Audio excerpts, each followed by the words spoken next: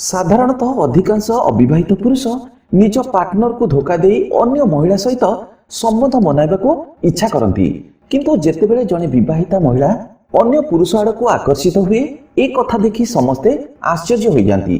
नमस्कार फ्रेंड्स, आम सोनाली दास चैनल रे आपनको स्वागत। विवाह पर अधिकांश महिला अविवाहित पुओ को काहेकि पसंद करती, केउ कारण पाई विवाहिता महिला माने अविवाहित पुओ को पसंद करिबारे लागंती, एहा पछरे थिबा साइकोलॉजी कोन? वीडियो बनाइबा पछरे हमर इंटेंशन हेउची आपनको परिवार किंबा संपर्किय को भितरे जदि एमिति किछि प्रॉब्लम देखुछंती तो ताकू सुधारिबाकू चेष्टा करंतु। तेणु वीडियो आपनको पई बहुत खास हेबाकू जाउछि। आपण माने निज भावना रे हजि जिबा पूर्वरु वीडियो को एबे ठारू लाइक करी आपनको भलो पाइबा हमकु जणाइ देंतु। तेबे चालंतु जानिबा। पॉइंट नंबर 1, आशा। विवाह पूर्वरु महिला माने निज भावी स्वामी को नै अनेक आशा और अनेक स्वप्न देखि थांती। से माने जहा सब आशा करि थांती विवाह पर तांको स्वामी से सुख देबारे जेतेबेले असमर्थ हुए सेतेबेले से महिला माने तांको स्वप्न को साकार करिबा आशारे बाध्य होई अन्य पुरुष आड़ को आकर्षित हेबारे लागंती। पॉइंट नंबर 2, सहानुभूति प्रदर्शन।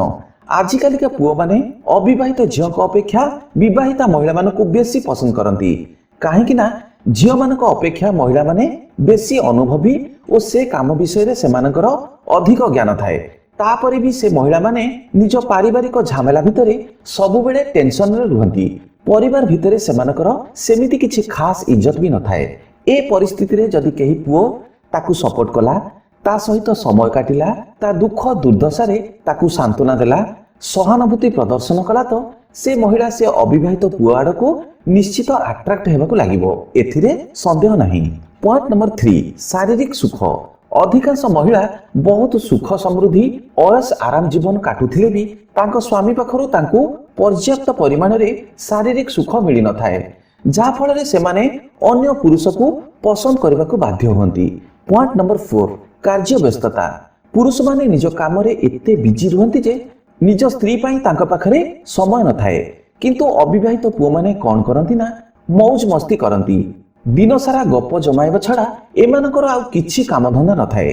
तेणु ए सुजोग रे विवाहिता महिला अविवाहित पुओ को आड़ को अट्रैक्ट हेबाकू सुविधा पांती। पॉइंट नंबर 5, बयस। महिला मानकर बयस जेते बढ़े दिन को दिन तांको शारीरिक उत्तेजना बढ़िबारे लागे। अधिक खुशी पाइबा आसरे सेमाने जने मजबूत और भलो बॉडी थिबा पुओ को मने मने खोजिबारे लागि जांती। तांको स्वामी अपेक्षा जो पुरुषर स्टामिना बेसी थाए से पुरुषों प्रति सेमाने शीघ्र अट्रैक्ट हुंती। पॉइंट नंबर 6, निर्यातना। केतेक महिला को दुर्भाग्य को एमिति गोटे स्वामी मिली जाए जे सेमाने तांको स्त्री सहित मारपीट करबा छड़ा आउ किछि जानि न थांती। एहा छड़ा मदुआ स्वामी और आर्थिक अनाटन भितरे गति करथिबा महिला एमिति जने मनीषर सहारा खोजे जहा कांधरे मुंड रखी से निज दुख दुर्दशा को कम करि परिबो। पॉइंट नंबर 7, जरूरी नुहे जे सबु महिला एपरी करिथांती, किंतु जो महिला माने एपरी करिथांती से महिला मानकर किछि ना किछि असुविधा निश्चित थाए।